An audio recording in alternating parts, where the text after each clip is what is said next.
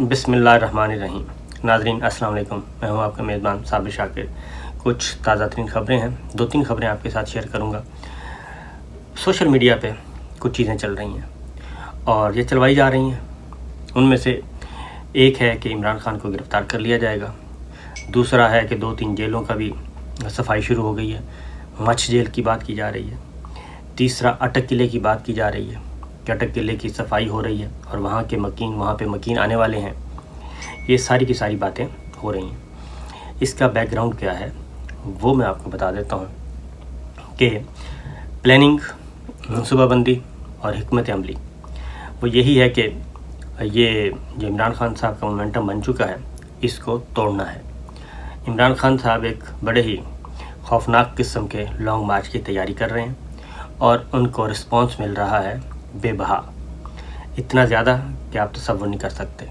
उसकी वजह यह है कि जो पाकिस्तान में और पाकिस्तान से बाहर उनकी मकबूलियत में बहुत ज़्यादा इजाफ़ा हो चुका है और उसकी ट्विटर पे टॉप ट्रेंड जो है वो अभी भी इम्पोर्टेड हुकूमत नामंजूर का चल रहा है। और जो ऑफिशियल आदाद व शुमार आए हैं, ट्विटर ने जारी की हैं, अब तक उसमें तकरीबन 13 करोड़ के लगभग जो शहरी हैं वो अपना वोट कास्ट कर चुके हैं इम्पोर्टेड हुकूमत नामंजूर के हक़ में। पाकिस्तान की आबादी है 22 करोड़, तो 13 करोड़ अब तक हो चुका है नंबर। अब ये मुसलसल जारी है और अभी तक कोई ऐसा ट्रेंड नहीं रहा दुनिया भर में ट्विटर पे कि जो इतना ज़्यादा देर तक चला हो और सस्टेन किया हो जिसने, और उसमें नंबर्स इतने ज़्यादा हों कि इतने ज़्यादा लोग उसमें शामिल हुए हों। तो एक तरह का ये रेफरेंडम है। ये पाकिस्तान के अंदर भी और पाकिस्तान के बाहर भी ओवरसीज़ पाकिस्तानी मोर देन 90% वो हैं इमरान खान साहब के साथ खड़े हैं। अब गवर्नमेंट जो है वो इसीलिए गवर्नमेंट परेशान किस बात पे है, गवर्नमेंट और गवर्नमेंट वाले वो इसलिए परेशान हैं, आम इंतखाबात से दौड़ क्यों रहे हैं। वो इसलिए दौड़ रहे हैं कि ओवरसीज़ पाकिस्तानियों को अगर वोट का हक़ बरकरार रहता है तो फिर वज़ीर आज़म इमरान खान जो कि साबिक हैं वो मुस्तक़बिल में भी वज़ीर आज़म बआसानी बन सकते हैं। और उसकी रीज़न ये बताई जा रही है कि जो ओवरसीज़ पाकिस्तानियों का वोट है, ऑलमोस्ट 9 मिलियन टोटल पाकिस्तानी बाहर है और 7-8 मिलियन जो एक्टिव वोटर्स हैं वो सब के सब मोस्टली उनमें पाकिस्तान तहरीक इंसाफ के हैं मोस्टली। और पाकिस्तान में तकरीबन 50 कौमी असम्बली के ऐसे हलके हैं जिनके रिज़ल्ट्स का इन्हिसार ओवरसीज़ पाकिस्तानियों के वोटों पे है। 50 हलके कौमी असम्बली के 50 हलके ऐसे हैं कि जहाँ पे ओवरसीज़ पाकिस्तानियों का वोट है वहाँ पे, और वो वोट जिस तरफ भी जाएगा उसी पार्टी का रुकन जो है वो MNA बनेगा। ये है मामला। तो 50 सीटें, और ये जो असेसमेंट है, इंटेलिजेंस इन्फॉर्मेशन भी इनके पास, उसके अकॉर्डिंगली वो 50 के 50 हलके गैर महफूज हैं मुस्लिम लीग नवाज़ के लिए और दूसरी जमातों की। और इनमें मोस्टली पंजाब है, उसके बाद कराची है, सखर है, फिर आपका KPK में कुछ हलके हैं, लाहौर के बहुत ज़्यादा हलके हैं, पिंडी डिवीज़न के बहुत हलके हैं। तो ये 50 हलके हैं। लिहाजा ज़रूरी है कि इमरान खान साहब को फारिग करने के लिए फौरी इलेक्शन न करवाए जाएं और उनके लिए कोई और बंदोबस्त किया जाए। इसी दौरान इलेक्टोरल रिफॉर्म्स की जाएं और EVM का सिलसिला भी ख़त्म किया जाए, इलेक्ट्रॉनिक वोटिंग मशीन का, और ओवरसीज़ पाकिस्तानियों को भी वोट का हक़ वापस ले लिया जाए और उनके लिए सीटें मखसूस कर दी जाएँ। जैसे ख़वातीन की मखसूस नशिस्तें हैं, इस तरह कौमी असम्बली में उनकी सीटें मखसूस कर देते हैं कि जो ओवरसीज़ पे 2 MNA या 3 MNA आएंगे दुनिया भर से, और वो जो भी पार्टी जीतेगी उस पार्टी का हेड जो है वो डिसाइड करेगा, वो नॉमिनेट करेगा। तो मामला ये है। इसलिए तब तक वो कहते हैं कि किसी किस्म की तहरीक भी ना चलने पाए। मियाँ वाली में वज़ीर आज़म इमरान खान जो कि साबिक हैं, उन्होंने तकरीर की और तकरीर में वो बहुत ज़्यादा एग्रेसिव इस हद तक हुए कि उन्होंने अब 3 जो स्टेजेस हैं उनका जिक्र कर दिया, 3 किरदारों का जिक्र कर दिया है। मरासले के साथ खुफिया धमकी, बैरूनी एजेंडा। उन्होंने कहा वो बैरूनी एजेंडा आया اور 3 لوگ ایسے ہیں جو کہ یہاں پہ ہینڈلر تھے اور ان کے سپورٹر تھے، فیسیلیٹیٹر تھے. تو وہ لوگ جو ہیں وہ سن لیں، ان کو سنا رہے تھے. اب وہ 3 لوگ کون سے ہیں یہ ابھی تک وہ اپنے نام جو ہیں خان صاحب اپنی زبان پہ نہیں لائے. ساتھ ہی ساتھ انہوں نے ڈاکٹر شہباز گل کی کار کو ٹکر جو ہوئی، حادثہ ہوا، اس کا بھی ذکر کیا.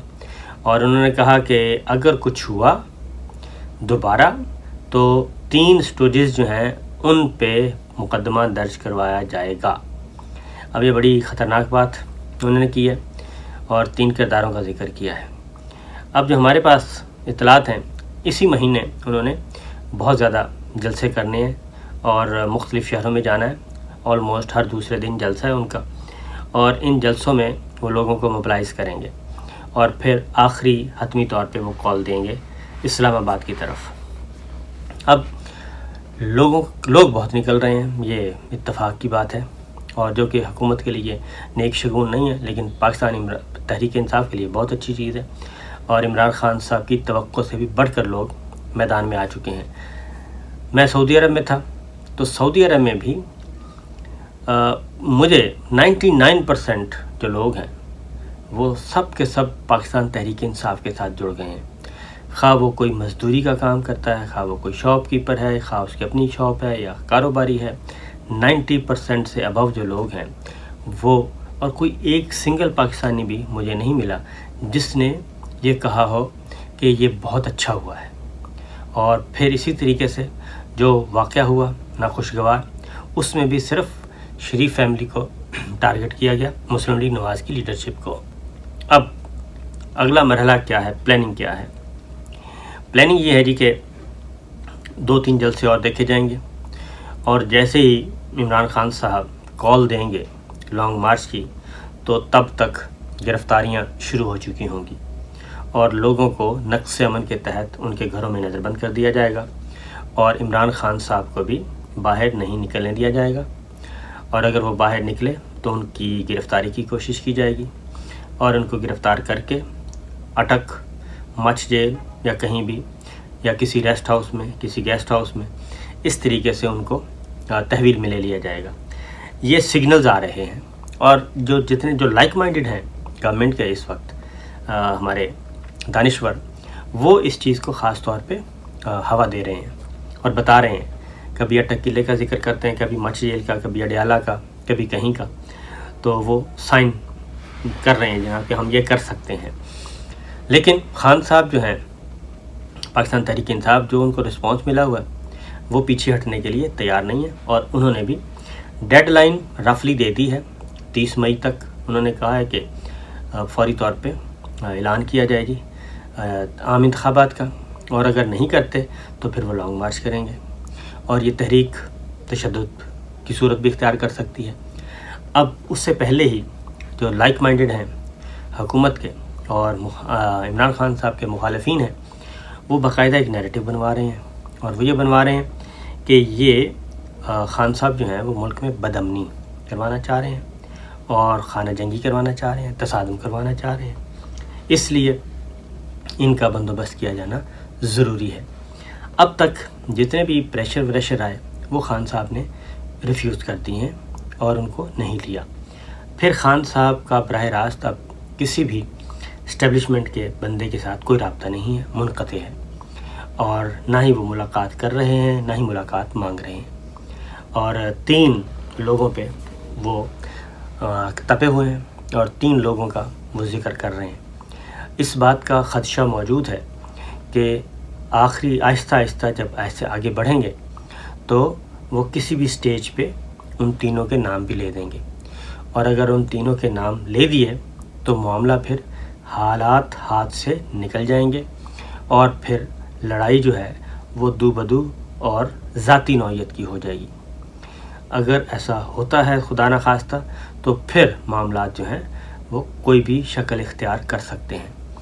تو یہ چیز خان صاحب کو بھی پتہ ہے، اس لیے وہ بدستور پریشر بڑھا رہے ہیں اور لوگوں کو موبلائز کر رہے ہیں، اور وہ کہتے ہیں کہ آئیں. اب خان صاحب جو ہیں وہ بالکل وہی پالیسی اختیار کیے ہوئے ہیں جو نواز شریف اور مریم صفدر صاحبہ نے کی تھی. انہوں نے تو ظاہر دھمکیاں شمکیاں دی تھیں، نام لے کے دی تھیں، لیکن خان صاحب اب نام نہیں لے رہے.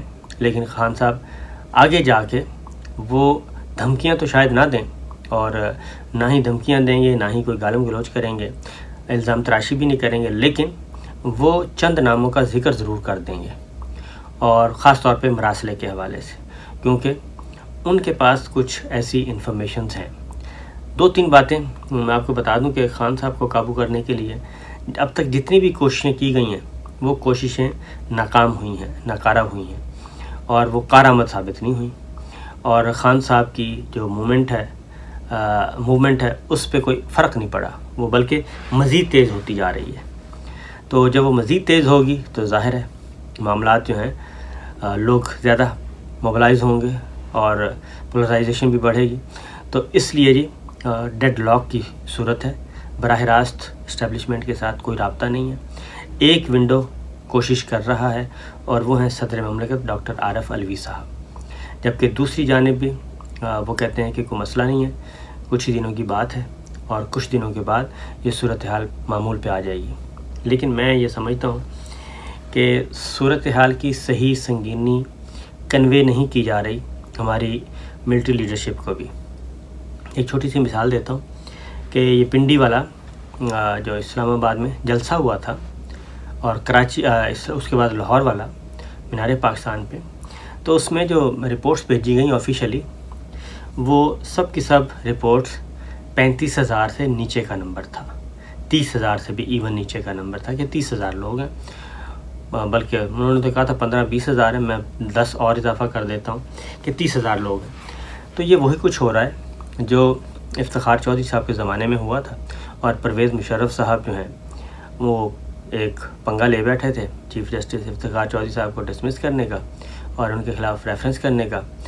تو وہ پنگا ان کو بہت مہنگا پڑا تھا، اور اس میں یہ دیکھیے گا کہ وہ نہتے چیف جسٹس صاحب افتخار چودھری صاحب تھے، اور جب ان کو معطل کیا گیا تو وہ اپنے گھر سے، یعنی کہ سرکاری رہائش گاہ سے، چیف جسٹس ہاؤس سے، وہ پیدل نکلے تھے. اور پیدل نکلے، ان کا کوٹ بھی پھٹا، مین ہینڈلنگ بھی ہوئی، تو یہ سب کچھ ہوا. اور وہاں سے وہ جو تحریک ہے وہ ایسی زور پکڑی کہ پھر وہ تحریک کبھی بھی مدھم نہیں ہوئی، اور چل سو چل اور پورے ملک میں پھیل گئی. صرف پورے ملک میں نہیں، اسی طریقے سے اوورسیز پاکستانی بھی، افتخار چودھری صاحب ایک دفعہ ان کو لندن جانا ہوا تو وہاں پہ بھی لوگ ان کے فین نکلے، جہاز میں بھی ان کے فین، اسی طرح کا ماحول تھا.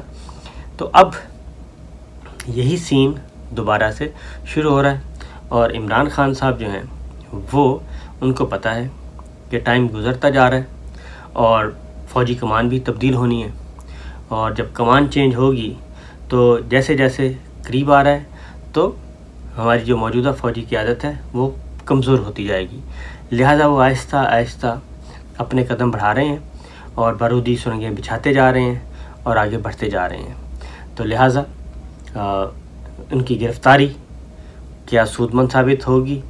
تو مجھے نہیں لگتا کہ ان کو گرفتار کرنے کا کوئی فائدہ ہوگا. اس کی ریزن، اگر ان کو گرفتار کیا گیا تو اس کا 100% فائدہ وزیر اعظم سابق عمران خان کو ہی ہوگا اور کسی کو نہیں ہوگا، کیونکہ پاکستان کے عوام کا ایک مزاج ہے، اور وہ مزاج یہ ہے کہ جب ان کا لیڈر کسی مشکل میں ہو، جیل میں چلا جائے، تو وہ اس کے ساتھ زیادہ جڑ جاتا ہے اور اس کی ہمدردیاں اس کے ساتھ اور زیادہ ہو جاتی ہیں.